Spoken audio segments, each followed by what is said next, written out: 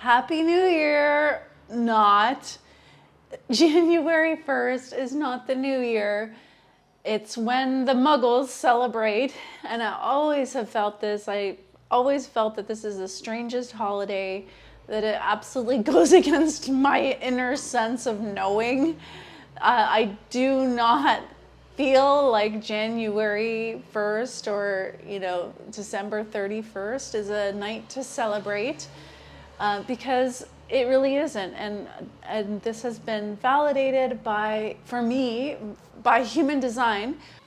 Thank you, human design, for explaining something that I have long felt as truth in my body. So human design really explains why, and to share about this, I'm going to introduce you to my friend Natalia, who has basically a PhD in human design and has an extensive understanding of the transits and how they work. She's the one that really explained this all to me in a way that makes sense. So let's hear from Natalia about why January 1st is not the new year. Hi everyone. Yeah, I'm really glad that I'm here and thank you for having me, Karen. Every year I keep telling people that the 1st of January is not the time to start something new yet. So why do I say so? It's because our planet is governed by the sun, and everything on Earth deeply, deeply depends on our movement around the sun. And if you look at Rave Mandala, which is actually a graphic representation of how human design is organized, we'll see that each gate in the mandala corresponds to a hexagram, which is taken from Chinese I Ching, and each I Ching hexagram has a profound relationship to our genetics. And when the sun starts 41st hexagram, this signals the start of the new solar cycle, which we call in human design Rave New Year. The role of 41st hexagram is extraordinary because it is an initiating codon.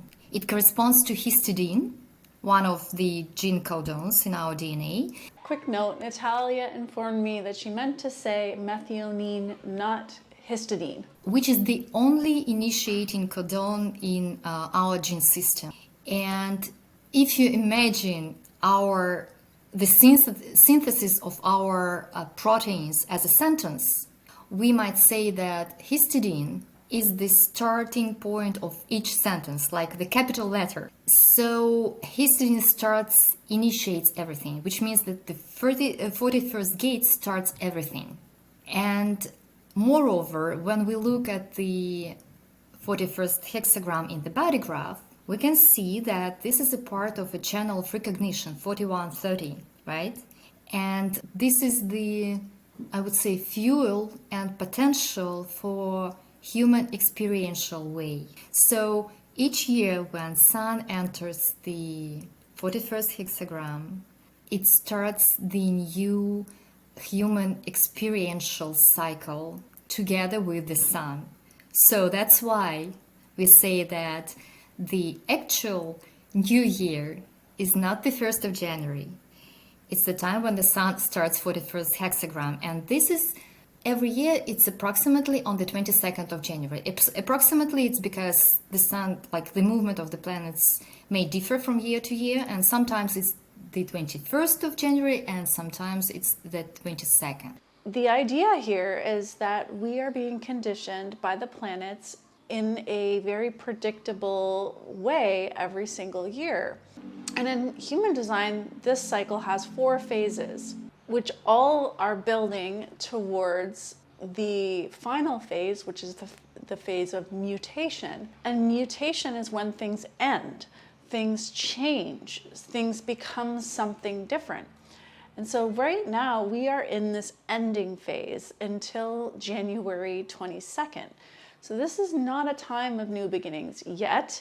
We're on the verge of moving into that new beginning on January 22nd, but this is the time of really completing the entire year and finding ourselves as a new being, as someone that has actually mutated and gone through some kind of transformation. So on our way to January 22nd, we still have 4 transits left that are in the quarter of mutation before we start the quarter of initiation and before we actually move into this new phase. And tonight, New Year's Eve, is within the transit of gate 38, which is the gate of the fighter. And it's called opposition. It's about tension. And it's definitely not in alignment with the mood of celebrating a new beginning.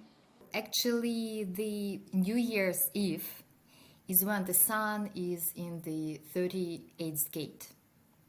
And this is the gate of opposition, which is really funny because the opposition of the gate 38 on the mandala, if you look what is in front of it, it's gate 39. And those who know human design a little bit, they know that there is a deep connection between the gates which are in front of each other.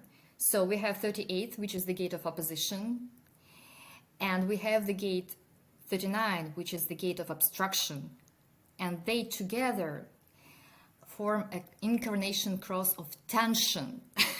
So this actually means that the New Year Eve and this week we are living in now, we have much more tension and pressure put on us than ever during the year, sorry. And of course, this is not the energy to relax and celebrate. You know how much bustling in the world on these days usually, you know, all these like preparations, everyone is running around in a huge tension, a lot of emotions. This is an energy of like opposition, energy where a lot of conflicts may happen. And if you look from a deeper perspective, gate 38 is something about finding the purpose. So actually this week is for looking back and see whether I found the purpose in the previous cycle, whether I found my spirit in the previous cycle, whether there was something fulfilling for me, you know? So this is definitely not about the beginning of something new. It's rather about looking back, stopping, looking back. So this really is interesting because I think that there's this tendency almost to want to avoid the fine-tuning about your purpose and your truth, and the addressing these inner conflicts that this time could be very fruitful for. And instead we're drowning it out with music, with external focus, when this could be a really great time to go inside and notice what fine-tuning is needed for you to move through these inner tensions and come into harmony with your truth. So while the rest of the world is celebrating, I mean, I will go out tonight and celebrate, but it's not truly the mood that I feel inside, versus what I did notice last year when I celebrated the New Year on January 22nd, that I actually felt the influence of the new year and the beginning of something new. I really felt it. It was incredible. I was so grateful to Natalia for explaining all of this to me. So you may consider being somewhat countercultural and moving slowly in this last few weeks of the yearly cycle to create completion, to be more inward, and be curious about what the new beginning will be. I mean, I also think it's kind of artificial to even decide what the new beginning will be, because when we are initiated, any initiation, a true initiation, is an initiation into something unknown. And what we are becoming is unfolding before us. So it's more about really completing what you have been initiated into this year and coming into the full fruition of that in preparation for this coming initiation to see what is actually coming for you. So I have recorded some channeled messages for 2024 according to your aura type. And so you can check those out here on my channel and get a sense of what might be in store for you and some supportive messages that will assist you in that initiation. So you can check that out here.